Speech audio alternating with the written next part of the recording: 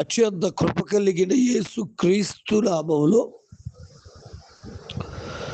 వాక్యాన్ని వింటున్న బిడ్డలందరినీ కూడా దేవుడు సమృద్ధిగా దీవించి ఆశీర్వదించును గాక. ఆమేన్. ప్రియ దేవుని పిల్లరా, అందరూ ఎలాగున్నారు? బాగున్నారు కదూ?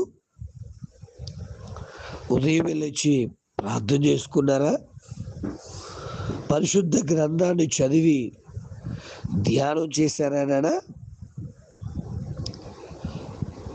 అన్నట్లు ఈ రోజు నుంచి చాలామంది ఈ ఉపవాస దినములు పాటిస్తూ ఉంటారు. మంచిది. భక్తి చేయడం, ఉపవాసం ఉండి ప్రార్థించడం మనకు, మన కుటుంబాలకు, మన ఆరోగ్యాలకు మరియు ఆధ్యాత్మిక జీవితానికి ఎంతో ఆశీర్వాదం. అనేక మంది భక్తులు కూడా ఈ 40 రోజుల పాటు వారు భక్తి జీవితంలో కొనసాగడం వల్ల చాలా మార్పులు వచ్చాయి. ఈ ఉపవాస దినముల ప్రార్థన జీవితం మీ జీవితంలో కొన్ని మార్పులు రావాలి. అలా వస్తేనే అది మనకు ఆశీర్వాదం. ఫర్ ఎగ్జాంపుల్, నిర్గమకాండము 34వ అధ్యాయము 28వ వచనం చూసినప్పుడు మోషే గారు 40 రాత్రింబగళ్ళు ఉపవాసం ఉండి దేవుని కొండ అనబడుతున్నటువంటి ఆ సీనాయి కొండ మీదకి వెళ్ళినప్పుడు ఆయన మరి ధర్మశాస్త్రం లేకపోతే 10 ఆజ్ఞలు పలకలు తెచ్చుకోగలిగారు. అనగా ఈ ఉపవాసం వల్ల నేర్చుకోవలసింది ఏమిటి తెలుసా? దేవుని వాక్యాన్ని పూర్తిగా నేర్చుకోవాలి. అంతేకాదు, ఆయన సీనాయి కొండ మీద దిగి వస్తున్నప్పుడు ఆయన ముఖము ప్రకాశించిందట. 40 దినాలు ఉపవాసం ఉంటే ముఖం బక్కసిక్కిపోవాలి. కానీ మోషే దేవుని మహిమ చేత నింపబడినట్టుగా మనం చూస్తున్నాం. మరి ఉపవాస ప్రార్థనలు మీ జీవితాలకు వాక్య బలము, ఆత్మీయ సౌందర్యము అనగా దేవుని ప్రకాశము వచ్చేటట్లుగా ప్రార్థించండి. రెండవదిగా చూస్తే, ప్రియ దేవుని బిడ్డలారా, మొదటి రాజుల గ్రంథం 19వ అధ్యాయము 8-9 వచనాలు చూస్తే,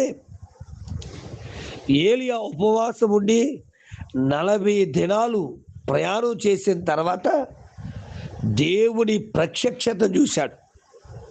ఈ సంవత్సరం ఈ ఉపవాస దినములు దేవుని ప్రత్యక్షత అనుభవించే విధంగా ఉండాలి. మరలి చెప్తున్నాను, మోషే 40 దినాలు ఉపవాసం ఉంటే దేవుని కొండ మీద నుంచి వస్తూ ఆయన 10 ఆజ్ఞలు తెచ్చుకోగలిగారు. ఆయన ముఖము ప్రకాశించగలిగింది. అనగా వాక్య భాగాన్ని, ధర్మశాస్త్రాన్ని తీసుకురాగలిగారు. ఆత్మీయ అభిషేకాన్ని పొందుకున్నారు. రాజుల గ్రంథంలో చూస్తే ఏలియా గారు ఉపవాసం తర్వాత దేవుని ప్రత్యక్షత, దేవుని యొక్క నడిపింపును పొందుకున్నారు.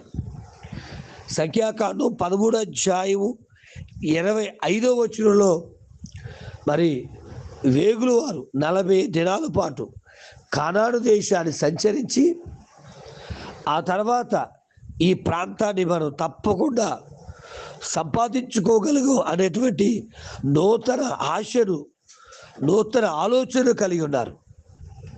ఈ ఉపవాస ప్రార్థనలు నీ జీవితంలో ఒక నూతన ఆలోచన కలిగింప చేయాలి.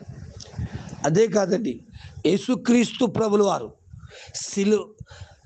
సువార్త ప్రారంభించే ముందు 40 దినముల ఉపవాసం ఉన్నప్పుడు అతడు సాతాను శోధనలను జయించగలిగిన శక్తిమంతుడిగా మార్చబడ్డారు. లూకా సువార్త 4వ అధ్యాయము 1-3 వచనాలు చదివితే మనకు అర్థమవుతుంది. కాబట్టి నీ జీవితంలో సాతాను శోధనలు జయించాలి అనుకున్నారా? అయితే ఉపవాసం ఉండి ప్రార్థించండి. దేవుని నడిపింపు పొందాలని ఆశపడుతున్నారా? అయితే ఉపవాసం ఉండి ప్రార్థించండి. దేవుని అభిషేకాన్ని పొందాలని ఆశపడుతున్నారా?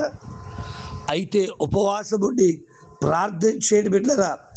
ఇక చూస్తే ఆదికాండం 7:12 నోవహు 40 రాత్రి పగళ్ళు మరి ఆయన ఆ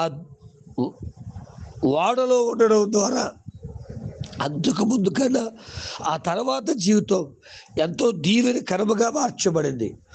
నిజమే, ఈ బహుతరములకు నువ్వు ఆశీర్వాదకరముగా ఉండాలంటే దేవుడు ఆనాడు మరి నోవాహుకు ఏర్పాటు చేసిన స్థలం వాడ.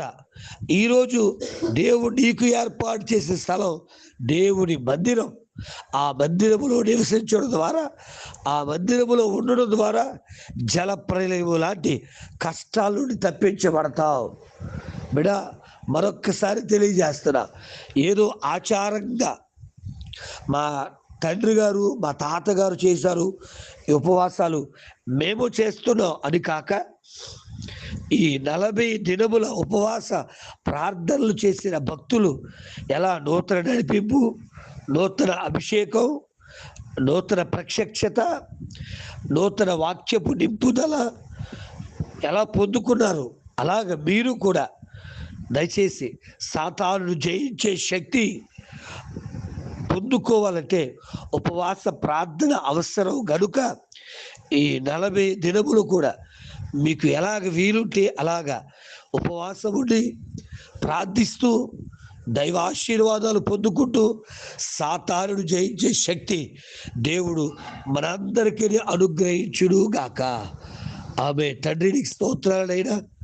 ఎంతమంది బిడ్డలు ఉపవాసం ఉండి ప్రార్థించిస్తున్నారో వారందరిని దర్శించి దీవించి ఆశీర్వదించి మహిమ మేలుతో నింపి, ఉపవాసం ఉండి ప్రార్థిస్తుండగా నీ శక్తితో నింపి, అయ్యా బలహీను పరిశుద్ధాత్మలను వీరి నుండి విడుదలపరచమని, జయించే శక్తి దయచేయమని, మహిమయు ఘనతయు ప్రభావములు నీకే ఆరోపించుకుంటూ యేసు నామమున అడుగుచున్నాను తండ్రి, ఆమేన్. ప్రార్థన అవసరతల కొరకు నా సెల్ నంబర్ 9866958571. ప్రభు కృప మీకు తోడుగా ఉండును గాక. ఆమేన్.